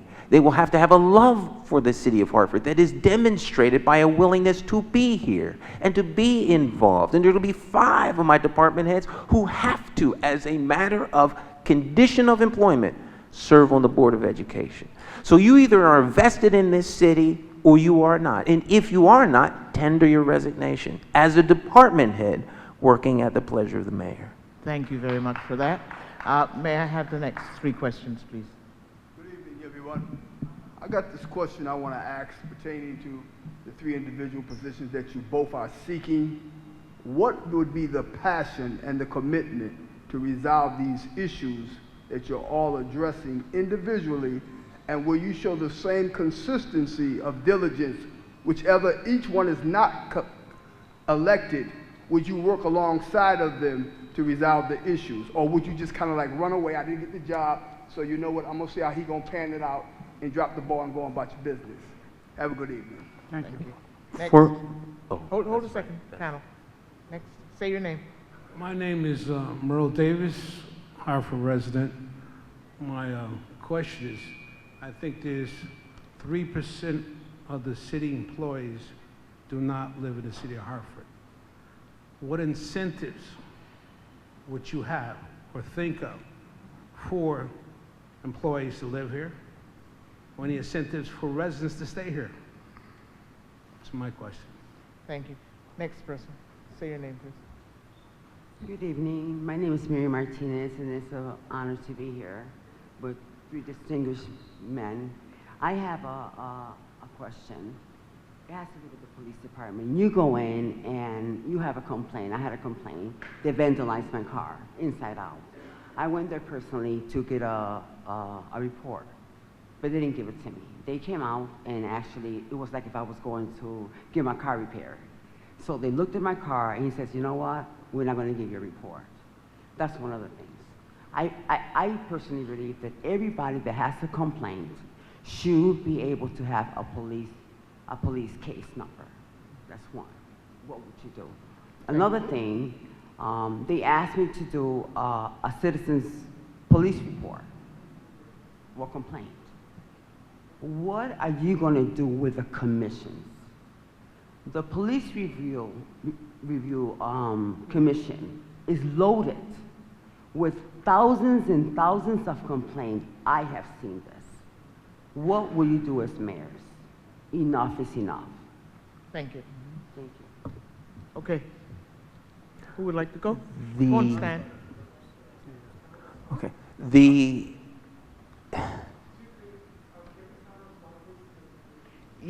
Yes, we'll do that. We'll do that. Go on, Stan. The treatment that you receive from the police department is unacceptable. You are a constituent and you should be treated as such. It's your government. And the police department is a tool to help you in times of need and in times of crisis. And so the Civilian Review Board or the Police Review Board, you know, has kind of been defanged, if you will. Imagine that the Civilian Review Board has complaints that actually are against the city, and then the city, if they move forward with them, wind up being sued. And so now the city is looking out for its best interest instead of the best interest of the constituent. So will you have a mayor who is in it to serve you and not necessarily the city's best interest? That sounds like a contradiction, but you are the government. The city is here as the municipal government for you. We're going to be intentional on holding the police department accountable to do its job. We got a lot of great officers. The ones that aren't need to be dismissed.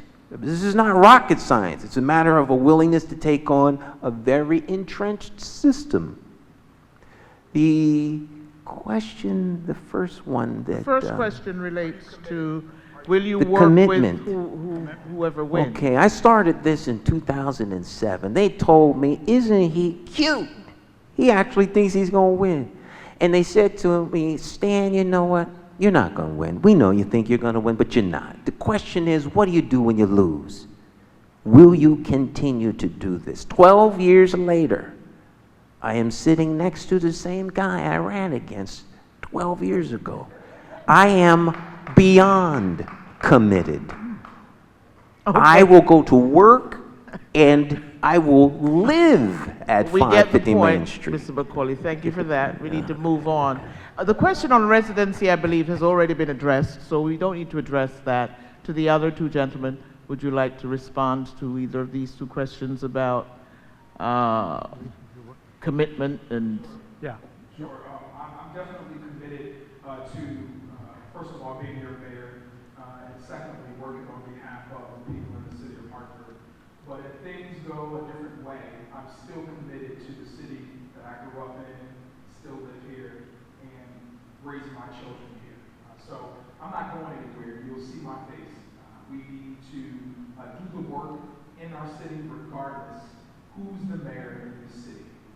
And I hope that you all will support that as well. And the police complaint. Civilian or the Police Review Commission, we need to include more residents to be a part of that particular board, but also, as mayor, really utilize the actual board and not just sweep things under the carpet, allow for our council to just do what they want to safeguard the mayor's office. The reality is the commission was put in place to serve as a voice for the residents in the city, but also to develop a relationship with the men and women who serve the city as well. So I'm really sorry, Madam, that you have to experience that. That's something that we will continue to work on. Okay. Perez? On the Police Review Board, you know, it's really a transparency and trust tool. That's why it was put in place. I hate to tell you guys I'm a little older than the two gentlemen next to me, but I was on the Human Relations Commission as a student when Art Johnson was around, because there was a plan to have young people get engaged in human relations, and human relations included the Police Review Board. It was, and there was interaction. We had Johnny Dukes, who was one of the ambassadors to the community side doing boxing. So when you have a purposeful administration that's going to serve the city, things like the Police Review Board are important tools to gain the confidence of our citizens, but when there's wrong, we have to correct that. And that's really the power of the police reviewer. When they make a recommendation to the chief to have a police officer removed for his actions, that's the ultimate power of the police review board. And the chief should, not only should accept that, and the mayor should accept that. And if there is a cost of litigation, so be it. If you do the right thing, the cost is only a factor. And we shouldn't be thinking about the cost of liability when citizens are being treated unjustly. In terms of commitment, I haven't been mayor for 10 years. I get calls from churches, homeless folks, I worked in AIDS, I started my own insurance agent. I'm Hartford. My middle name is Hartford. Eddie Hartford Perez. I'm not going nowhere. Thank you. Can we have the, I see 4 people standing. I'm going to take all 4 questions because I'm being told we need to wrap it up. So let's hear from the 4 people standing up. Say your name, where you're living. Okay, hello everyone. My name is Giovanni. I am from District 1. And my question for you all is, there's a lot of young community leaders here in Hartford that are working tirelessly to make Hartford a better place. So what would you guys do to engage and assist those community leaders?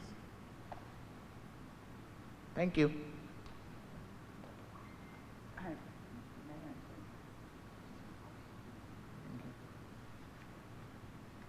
Good evening, gentlemen. Thanks for letting me speak. My name is Bridget Prince. I am a Hartford native and a Hartford lover, so I'm not only living here in the district. But I came here to talk about this report. I know I've been actually talking about it for the past couple of years. It's a report from the Office of the Child Advocate, and it talks about several incidents of sexual harassment and child abuse in the Hartford public school system. And this is a report that was actually investigated by a state agency. It was initiated by Mayor Bronin back in 2016. It involved a principal, high school principal, Eddie Hanau, who had a long time history of molesting girls in the Hartford public school system.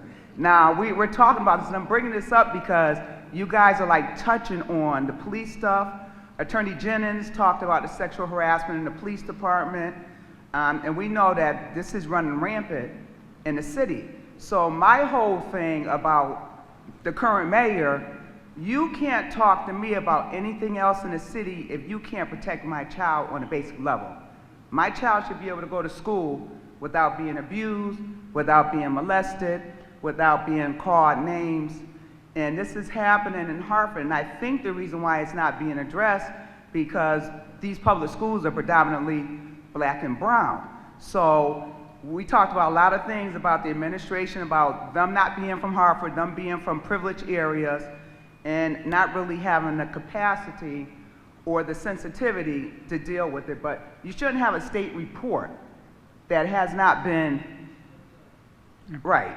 So that's my question. As one of you got to address this. And Mr. Perez, the other day when he said you let the contractor go, he let the pedophile go. Thank you. Okay? Bronin let the pedophile go. Good evening. My name is Stephen Wilson, North End Educational Task Force. So it's an educational question. Candidates up here have talked about your support for choice. And I think what people have to understand is that there has been maybe an unintended consequence to choice, especially in our Hartford school systems, all right? So if anyone doesn't know how choice works, you go online, you choose a school that you want your child to go to, and 9 times out of 10, your child is gonna have to be bused to that area, right? What happens is that child goes to that school, the money follows the child, right? Now you have our neighborhood schools. Our neighborhood schools are left empty. Some of them historical, Weaver, Martin Luther King, Clark. Clark in particular, that was full of asbestos and rodent infested, but people forgot about those schools.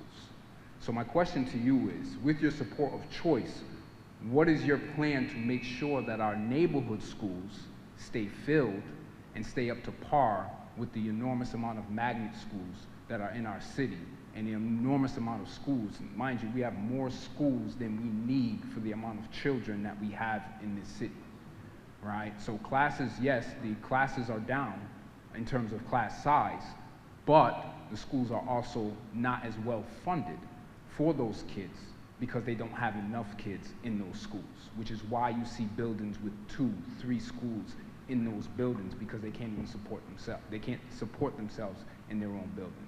So I'd like to know what is your plan to make sure that our neighborhood schools, because the neighborhood school kids are funded at a lesser amount than the magnet school kids that are funded at a higher amount. Thank you very much. Last person. Jason Farquharson, Hartford resident, North Hartford Education Task Force, proud Weaver alumni. We bleed green. So if you went to Weaver, you understand what that means. So I have an education question, 2-part, and it's to the 3 individuals who are present, which was 4. First question, real quickly, what is your thought on the Weaver High School project, the transparency of the project, the support of the community, the interaction between the community, the Board of Education, and the Mayor's office? And secondly, I'm not a fan of the Hartford School Building Committee. They operate in a silo, and when you ask those individuals on those boards, where's the money going, they always point to someone else. So my question is regarding that, how do we make sure that we have more community oversight on these separate boards like the Hartford School Building Committee and the Board of Education? I personally feel we should have more people from the community on these individual boards to provide a lot more oversight instead of having individuals handpicked from the mayor's office. Thank you. Thank you very much for that. Okay. May we have the response? All right. Eddie? On the issue of magnet schools and neighborhood schools,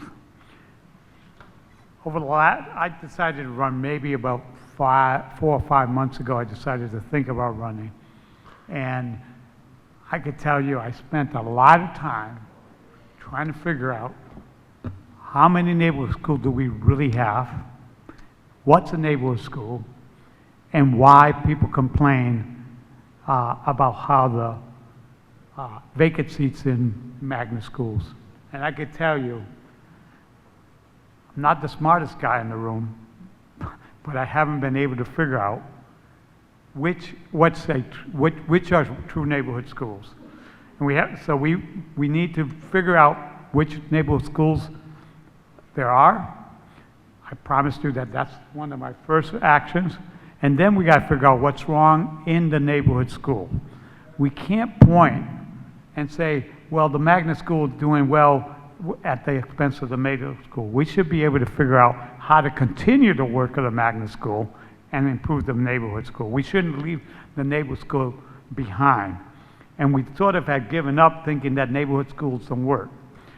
I got to see Thurman Milner, our former mayor, Mayor Thurman Milner, about a week ago. And I was looking forward to getting over to the journalism school that was named after him. And I said to Mayor Milner, are you happy about that? Because I expected him to say it was okay. He was very disappointed that, not that his name was moved, because his name is on the school, but that we gave up on the school and that neighborhood. That's what we did. We didn't close the school. We gave up on the neighborhood, and then we'll figure out what to do afterwards. So I'm very in focus on figuring out what's the inequity, and it's not just money. It's talent, commitment, leadership, The most important thing about our school is the principal and the staff that are there. It's not how much money they get paid and how much money comes in for the toilet paper. It's the whole educational environment. I know what that is because I've worked in education for over 30 years, and I know what a good school when I see it, and I know how to get parents engaged in their child's life. Could you address the issue of the advocacy report around children and? Yeah, I have no problem looking at the report and implementing recommendations. That's the way. You don't take a report and leave it standing. You either say yes, no to each recommendation, and you move on. You can't. It's an injustice to the people who suffered, and it's probably an injustice to the people that will continue to suffer if you don't change what was wrong in the first place. And the third question that was asked relates to support for young leadership in the city of Hartford. There are young people doing dynamic work in the city of Hartford, providing much leadership in the various communities throughout the city. What kind of support would you provide them? I'm most proud of the fact that when you give a young person an opportunity, and I shouldn't say an opportunity, when you give a young person multiple opportunities and the resources for that to take advantage of that opportunity and succeed, people do wonders. If you look at the young people that started working with me in my campaign in 2001 and the leadership positions that they have held, some of them were my drivers, some of them were my secretaries, some of them were people who worked in another department. So young people are the greatest resources we have, and they're going to be the one managing this city in the next 10 years. So I plan to give as much opportunity to people who are graduating from high school and graduating from college to come back to the city that gave them those opportunities so they could pay it forward. Thank you very much. So, I'll be quick, I promise you. So in terms of engaging millennials, one of the things that we have to do is we got to drop the political jargon and get straight to the point so that our young people can understand that there is opportunity for them to be a part of the conversation. We also have to start young. This current administration talked a lot about youth corps, youth service corps. It's been around for years, y'all know it. I had my first job through CRT. I mowed lawns. I did everything that this current administration is talking about. And kudos to the organizations that have been providing opportunities for years. Okay, so let's just put that out there. The second thing is you have to meet young people where they are. So they ain't coming to some of these forums. Some of them like to have, and I don't necessarily promote this, but some people like partying with a purpose and talking about the issues that are germane to them. Some of them enjoy Twitter, some of them are on Instagram, some of them enjoy arts. You have to meet our young people where they are. But most importantly, take our young people and allow for them to experience this entire city and this entire world. I remember the first time going to New York City, and it was at Parks and Recreational at Woody Ware Park. They took us on a trip. I can remember it because I saw different people and they gave me a chance to experience life in a different way.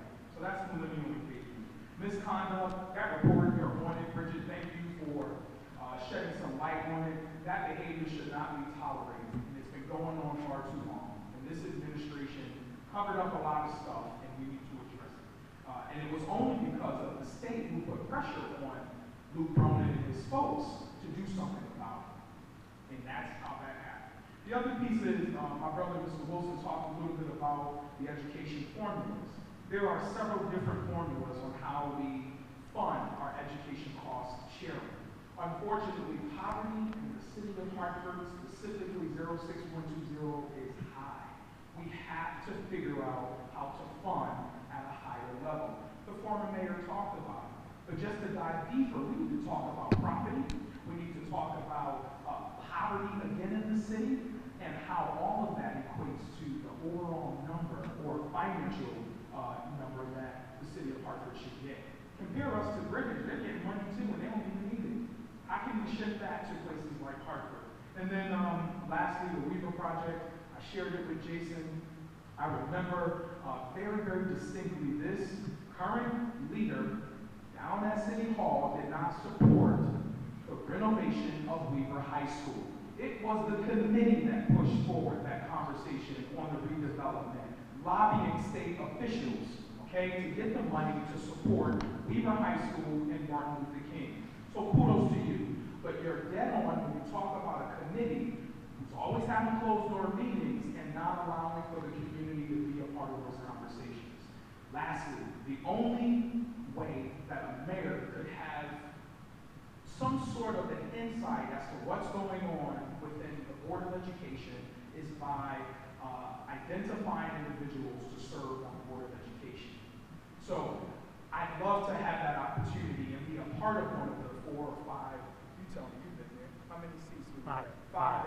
Right? 5. I want to be one of them. But you know what? We got to talk a little bit more about running for office within the Board of Education. Name your Board of Education members. We probably can't. Because we need people. We need people who are going to be there, but also challenge the system. That's why Board of Education members are voted and to serve you. So I'd love to be a part of that committee, but also encouraging other people to serve and to run for office. Thank you, sir. Thank you, State Rep. Mr. McCauley. Bridget's been... Quickly. 2 minutes. 2 minutes. All right. Bridget has been a vocal advocate in terms of holding accountable individuals within the school system who are abusing our children. This is something that you see manifest across the state. He should be in jail, period. Even if there was a deal cut, that doesn't mean that the administration can't file charges. If I was mayor, he would be in jail, period. This is not rocket science. This is not limited to Hartford Public Schools. You have some of the elite schools like Choate, Rosemary, and all these other schools around here. All kinds of stuff goes on. So if people within the school system are supposed to be, first, responders or first, mandated reporters, you don't mandate report something that you should be reporting, that should be reported, you're going to lose your job. We're either going to be serious and intentional about protecting our children, or we are not. Where there's smoke, there's fire. And I guarantee you, he ain't by himself, or there wouldn't have been such a big effort to make sure he got out of Dodge safely. Once again, you have the government you elected, and you have the government you deserve. If you want better, you got to do better. On the education thing with the report, neighborhood schools, every school should be a school that your kid can go to and get a superior education, period, across the board. There shouldn't be no neighborhood school versus magnet school. All of this started, as the State Representative McGee mentioned, with Chef O'Neill. If we're going to talk about racial, getting rid of the what do you call it? Disparity. The imbalance of integration, that's it. Chef O'Neill is really about integration. The end run was to do it through the schools. So we really need to have a conversation about Chef O'Neill. It was a good thing whose time has come and gone. And we need to wheel that in. Jason's question about Weaver, I did a 2-hour and 50-minute dissertation last Thursday night. I'll spare you that, but you can go online and watch it. It goes very much into his questions about the transparency. Once again, any system of accountability is only as good as the people involved, and do you trust them? I don't care what system you put in place, if you don't trust the people, if there's no fidelity in the system, then it can be compromised. You're getting ready to elect a mayor. Who do you trust? And who can be held accountable? Period. Who's going to put you first? Because once you pull the trigger and make your vote, most of the folk running, well, I won't say these people, but most people who run for office, you don't see them again until they need to pull you off the shelf for a vote. Okay? Thank you very much, Mr. McCauley. Thank you. Before we wrap up this evening, ladies and gentlemen, let me thank you for being a very diligent audience, for staying, for asking questions, and for participating. Let me also thank our panelists, Mr. Betancourt, Mr. McGarry, and Attorney Jennings for their insightful questions. The candidates, I'm giving you 2 minutes each to close, wrap it up, as it were. We'll start with our Representative McGee, we'll go to Mr. McCauley, and then former Mayor Perez. Thank you. 2 minutes to close. Thank you. Thank you, and thank you to the people of Hartford, our panelists, and the organizers of tonight's conversation. You know, I want you all to remember a few things about Brandon McGee. Number one, born and raised in this city, Hartford's a North End, and I love Hartford. Went away to college, got some degrees, and came back and started my family right here in the city. Serving on the Northeast NRZ, having an opportunity to work with Hartford Job Corps, identifying opportunities for our young people, working on housing issues in our community. And then I said I wanted to run for political office some 7.5 years ago, and I've been serving as your state rep since. Serving as chairman of the Black and Puerto Rican Caucus, chair of the Housing Committee. I've served on finance, revenue, and bonding, appropriations, human services, to get a better idea as to how I can be more of an advocate for my district. So sure, I've not had an opportunity to serve the entire city as an elected official, but I've had an opportunity to serve the entire city by being an advocate for those in this room. And so I want to continue the work that I've been able to do by initiating a streetscape project called Reimagine, Revitalize, Reassert North Main Street. Giving an opportunity to young businesses and those folks who are interested in moving to Hartford and doing business in our city. Making sure that I'm a champion for those who live in our city, whether you live on the West End, the North End, or downtown. I'm going to be a mayor for all the people in the city. And lastly, there's no way we can talk about changing the direction of Hartford without talking about the crime. I can't take another homicide. I can only think about family members that I've lost and people that you know that have lost their lives this year. Hartford, we have to do something. Starting with changing the leadership at City Hall. So I'm asking for your support on September 10th, and I want you all to vote row C. Thank you so much. Mr. McCauley.